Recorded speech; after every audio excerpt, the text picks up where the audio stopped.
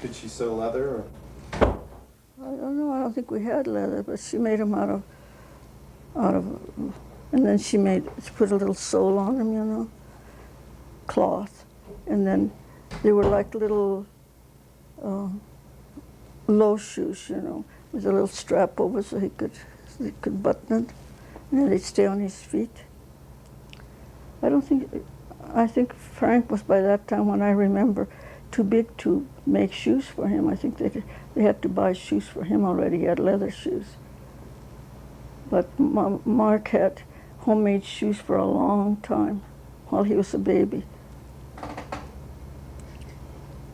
Do you remember any of the other kids coming along, or was Mark the last one before you went to school? Yeah, Mark was the last one that I ever had. See, I went to the convent before. No, I didn't. I knew Louise, but I wasn't here very much when Louise was a little girl. I wasn't at home very much when she was a little girl. Mark is the one I remember the most, because I helped take care of him, and I helped take care of Frank, but not Louise. I never got to help take care of her, except that time when I was going to dress her up, and she wouldn't be dressed. Did your brothers come visit you, or did you see them very often while you were growing up? They didn't come to see us very much at all. I don't remember them coming to see us at all. Never. It was kind of far, and they'd have to go by train, you know. So they never came. What happened to Grandpa Gomez? He died. First, Grandma died the year I went to the convent. I went in September and she died in October. I can't remember what happened to her. I wasn't there when she was gone. And I got a letter that Grandma had died. And then Grandpa lived alone. And after a while, he lost his mind on something. Because one time he went to church in the middle of the afternoon and went to talk to Father and told Father that he wanted to have a mass said for my grandma. And the priest asked her where she was, and he said, "She's right out there." He was still thinking that her body was in the church. She's just right out there. So the priest looked, and there was nothing out there. So he began to think that there was something wrong with his mind. You know, and he got worse and worse and worse. So finally, Father had him taken to the insane hospital. Where is it, in Pueblo? Yeah, took him to Pueblo, to the insane hospital, and then told Mother and Dad about him. And then he died. I don't remember how long he was in the hospital, but not quite a year, I don't think, and he died. And then they took his body back to Alamosa and buried him by my grandma. So he was there. And then we had two houses in Alamosa, one on 9th Street and the other one on 10th Street, and we lived on 10th Street. And Father took care of the property, the renting and everything. See, they rented both houses. And he took care of collecting the rent and sending it to Dad and Mother all the time. And then I really don't know what happened to those homes. I think they probably eventually were sold to somebody else because we don't have them anymore. And what happened with your father after your mom died? What did he do?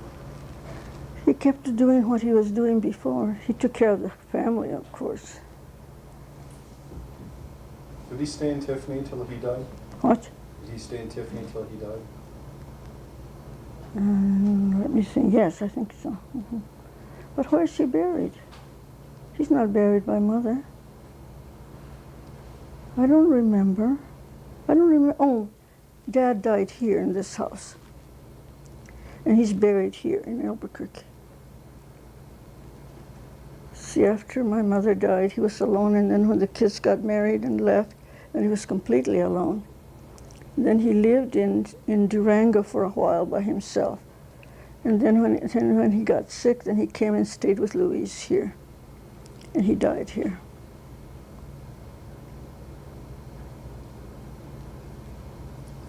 What did he think of his son-in-law, Bill? He liked him. It's hard not to like Bill, you know. You can't help but like him. How about Ed? Well, I don't know. It's a little harder to like Ed. Ed is a little distance, you know. You have to go around Ed to get him. But you know, Bill is very friendly, and he comes across. You don't have to go get him. Mm-hmm. So everybody likes Bill better than all our brothers-in-law. He's a favorite. But of course, it's because of the way he is. Has your father ever commented about Ed? Sure. Do you remember him saying anything? Mm-mm. I don't think so. Nobody said anything bad anyway. Or good. Or good, they never.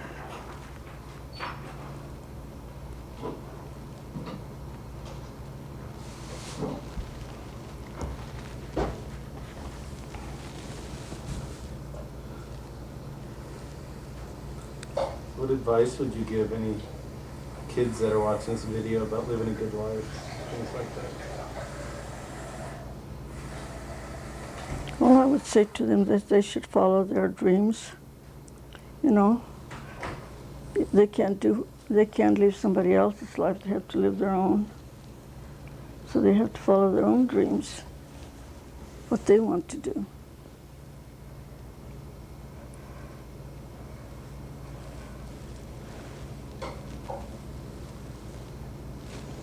Do you think it's harder today for a kid to grow up and live a good life and that kind of thing? I think there are a lot more things that can deter them from doing good than the way when I was a kid. They have a lot more things to, you know, to love their home and all those other things that we did. You know, we were, our home was our castle. And nowadays there's so many things that keep kids from loving their home.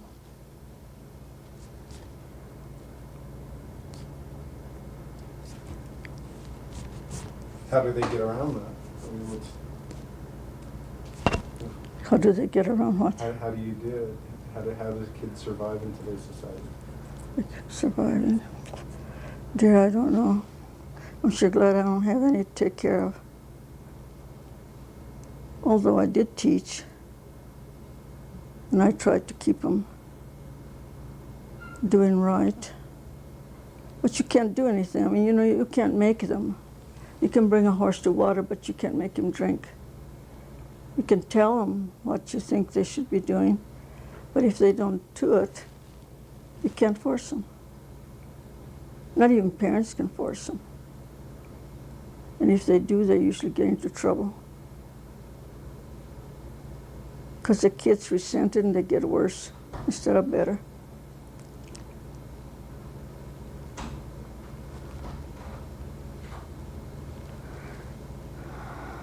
Well, what do you like to do these days? What are your hobbies and what keeps you busy?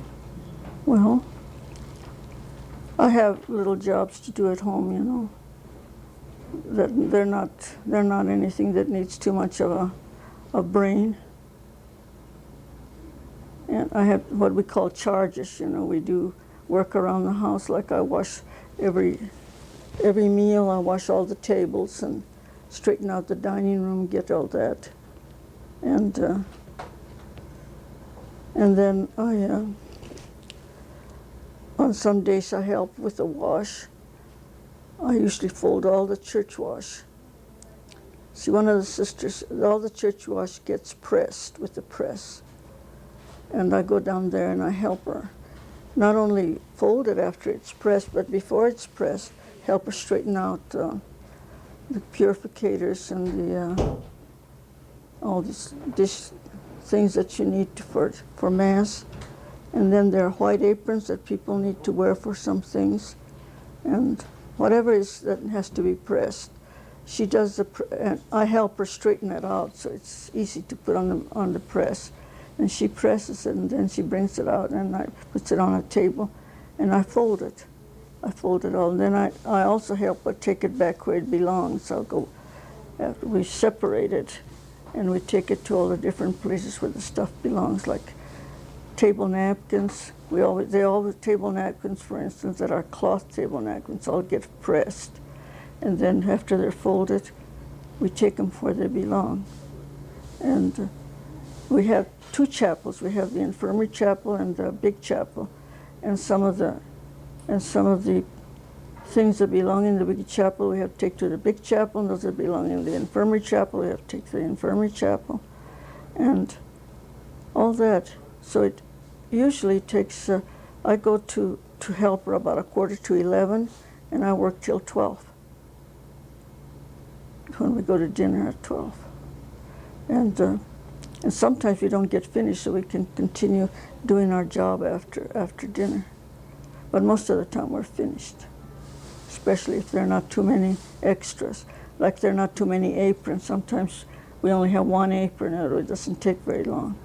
But sometimes you have 5, 6 aprons, then it takes a little longer because they all have to be pressed and they all have to be folded and then taken to where they belong. And sometimes you get some funny things to press. One day when we're taking the things out, they put them in a bag, in the laundry. They just put them all in a bag. And then we take them and we straighten them out so that it's easy to put on the press. And we found a pair of panties. And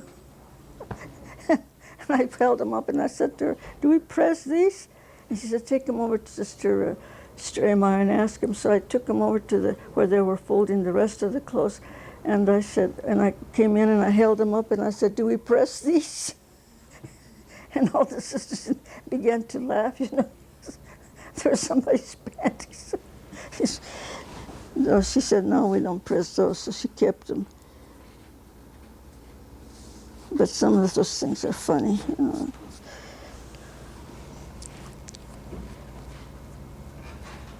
And the last time I helped, before I came here, we were separating it, and there was half a handkerchief, somebody's half handkerchief, and it had her number on, so we knew whose it was.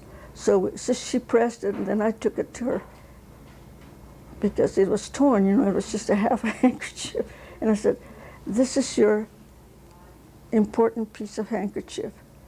And she took it, and we laughed because it was such a little rag, that we pressed for her. How has the church treated you over the years? Do you have any comment on that?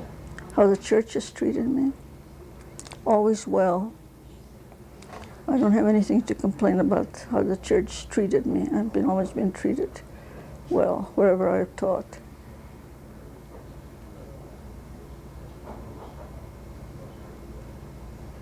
There was no place where anybody mistreated me. So if you had a chance to do anything over in your life, would you change anything? No, I don't think so. I think I'd keep on doing what I'm doing. I had a very rewarding life. I enjoyed my work. I enjoyed teaching. I enjoyed working in church. Whatever I did, I enjoyed doing. And people always were kind to me. Both the priests and the people in church. Like in Hartington, I belong to the liturgy committee, and we met once a week to prepare the liturgy for the Sundays and for special occasions. We met in the priest house once a week, and we did. There were about 12 of us that belonged to it. and father. And we'd prepare what was supposed to be done. And everybody had a voice. Everybody could say what they'd like, what they would think would be good to have. And sometimes we agreed and sometimes we disagreed, but we never fought about it. If somebody had an idea and we didn't like it, well, we told them so. But we never fought about it. We just told them maybe that wouldn't work or something. And then if we liked the idea, then we'd tell them we liked the idea and we tried it. Sometimes, and most of the time they worked. There were very, very few times when we tried something that it didn't work. Because, see, there were 12 of us thinking about it, and the father, and then there were 2 sisters, and then there were a lot of other men and women that were there. And everybody gave in their 2 cents if they had any 2 cents to give. And then after we had talked the thing over, we agreed or disagreed on it. And then put it to work. If it was a consensus that it was good, we tried to put it to work. And usually it worked. So see, we had to decide how to decorate the church for a certain day, and what the music would be, and everything. So the organist was always there, and the choir directress was always there, and all those people. So we had a lot of input. And then those people who took care of the altars and did the decorating were there too.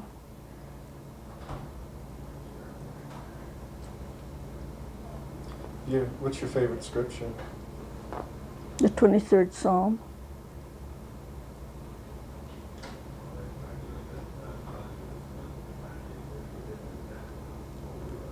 Why? The Lord is my shepherd, there is nothing I shall want, because it is so beautiful.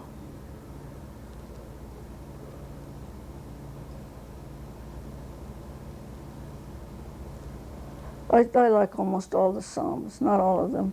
Some of them I don't like, some of those that are forever complaining, but there are they're the complaining Psalms, and they're just as good as the others.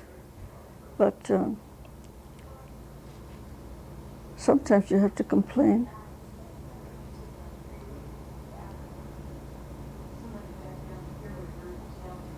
What would you complain about? Well, I complain about lots of things. Feel sorry for myself. And how do you turn that around when you start feeling that way? Well, after a while, I decided it isn't quite so bad. I'm not crucified yet, only partly. It isn't so bad.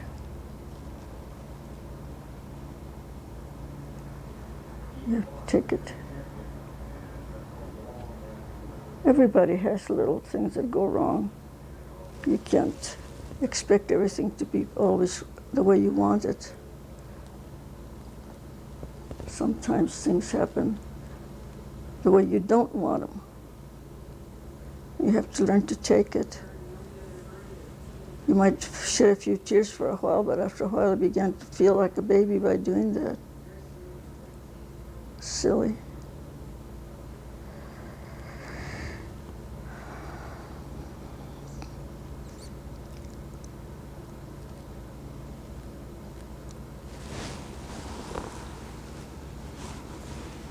I guess this is what I'm seeing in that mirror. I don't know what I'm seeing.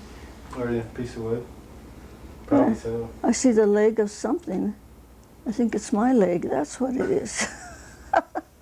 I see my legs, and I thought it's the leg of a table. That's because this table is here, and my legs are so below it. And I thought, what in the world is that? And then I see my shoes, and I know it's my legs.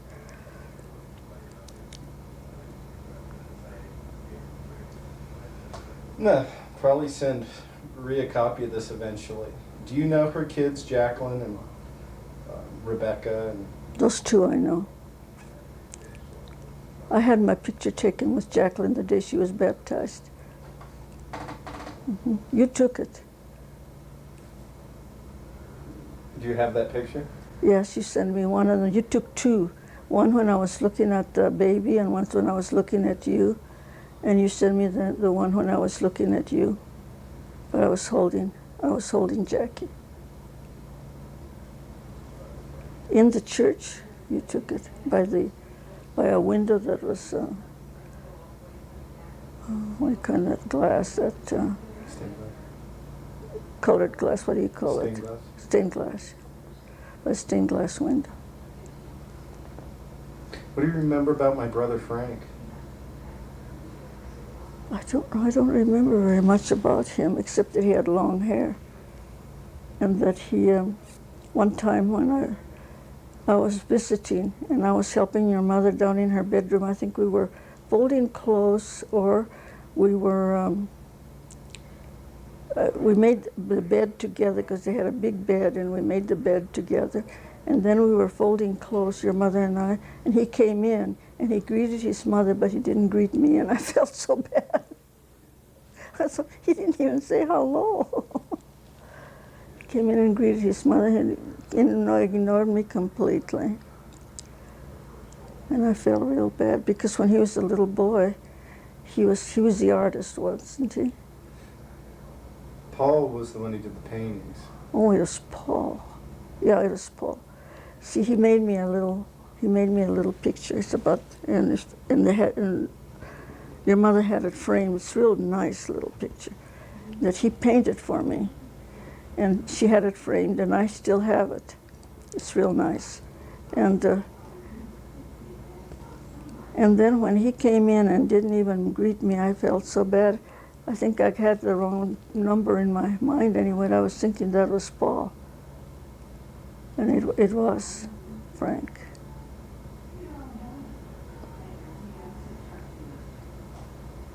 And then after he died, there were 4 of you left, right? And you had a picture taken. And then one day I was talking to your father, and I asked him, and I was trying to ask him about Paul. And he thought I was asking him about Frank, and Frank had already died when that happened. So he said, "You're thinking of Frank?" And I said, then I tried to tell him who I was thinking about, and I said, "That wasn't Frank, that was Paul." See, Frank had already died. That was a sad situation, wasn't it? Yeah.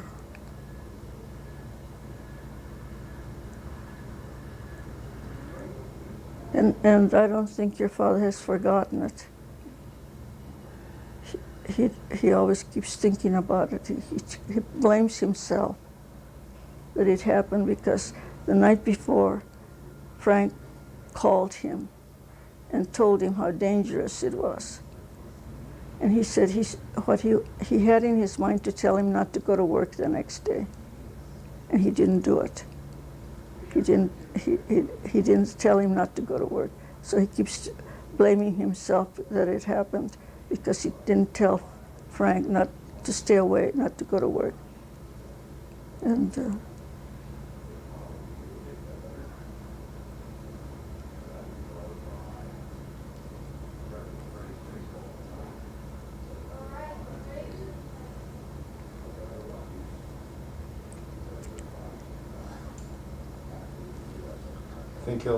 how do you think he'll get over it? your father? I think he will eventually, but it takes time, and it's quite a while now that he died. How many years now? About 25? About 20? No, it's not true. 15. 15, yeah. And the last time I talked to him, he's the one that told me he was feeling so bad because he could have told him not to go to work, and he didn't. This is getting me all sad now. We gotta be cheerful. Even though you haven't met Samantha, you should give the Reese kids a greeting because they'll see this tape. Say hello to Jacqueline and Samantha and Rebecca. Yeah. Rebecca and Samantha I know real well. No, not Samantha I don't know, except that she's just a baby, a little witty baby now, isn't she? Look in the camera and say hello to them. Where's the camera? Right there? Okay. Hello, Rebecca, Jackie, and Samantha. One of these days I'm going to come and see you. I got some letters from Jackie. They were so cute. She didn't write them, her mother wrote them, but she wrote them in Jackie's name, you know, and she had, Jackie had her own envelopes and paper printed. So when she wrote, you know, it was Jackie who wrote, you know, and thanked me for something I did for her. I don't remember. I sent her something. I forget what I sent her. I think, oh, I know what I sent her. I sent her, I crocheted a baby Afghan and sent it to her. And she wrote and told me how she liked it. Oh, she didn't know. She said her daddy and her mother liked to wrap her in it because it was so soft. And another time she wrote me for something else, I can't remember. Oh, for being there for her baptism, because I was there for her baptism. Yeah.